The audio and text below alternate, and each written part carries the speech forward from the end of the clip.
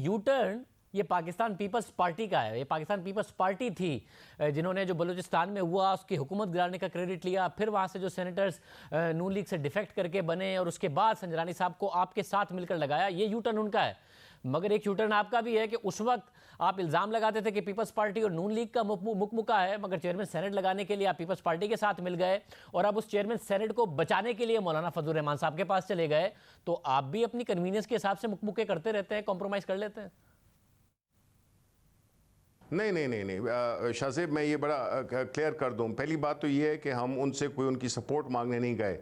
हमने ना उनसे ये कहा है कि जी आप हमें अपने आप के सेनेटर हमें सब बिल्कुल नहीं कहा है। ये मौलाना साहब को आप बिल्कुल, अगर वो देख भी रहे हैं, वो सुन भी रहे हैं, उनको दिखाया जाए कि बिल्कुल हमने ये बात ही नहीं की है। हमने तो इदारे की जो एक वकार है, जो इसकी हिस्ट्री है, रिवायात हैं, हमने कहा है कि ये काम जो आप शुरू कर रहे हैं ये फिर यहाँ पे ख़त्म नहीं होगा।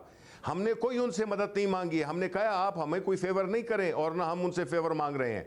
हमने ये कहा है कि आप इस इदारे में जो ज़रब लगा रहे हैं, जो माहौल आप क्रिएट कर रहे हैं, वो नुकसानदेह होगा इस इदारे के लिए। एक ही वाहिद इदारा है जो बाला तर रहा है इस किस्म की साजिशों से। अब इस इदारे को, जो कि एक ये नेशनल असम्बली नहीं है, नेशनल असम्बली में ख़त्म हो जाती है अपने 5 साल टर्म के बाद, ये इसकी एक कंटिन्यूटी होती है।